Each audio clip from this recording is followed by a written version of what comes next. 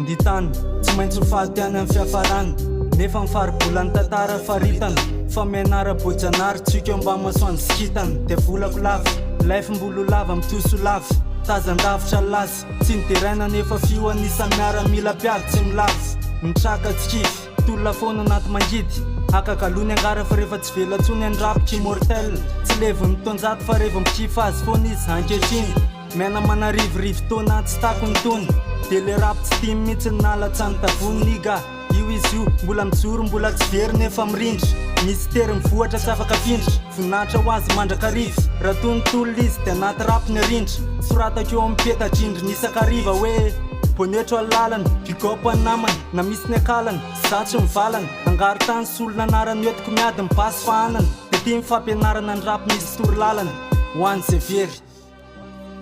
ho an'ny severy ho an'ny severy ho an'ny severy ho an'ny severy amin'ny lalany ambany tany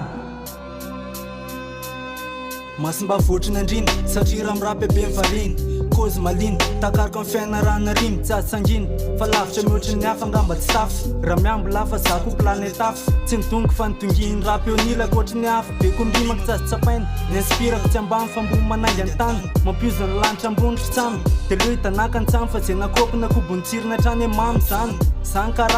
rap manangy amarina tsy nanara-diany kofy alazay matotsy tafarina metafizika manantsaina filozofitsika dia le asa soratra eo amin'ny maiky tonga mibika mandrika ny rano mainty satria za rehefa mirapy fiaviny alika tsy taraiky feo amin'ny maiky za miandraika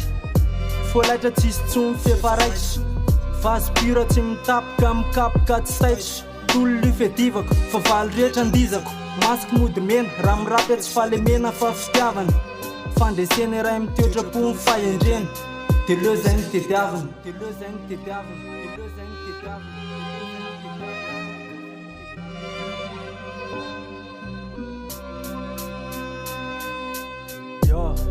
kopelezana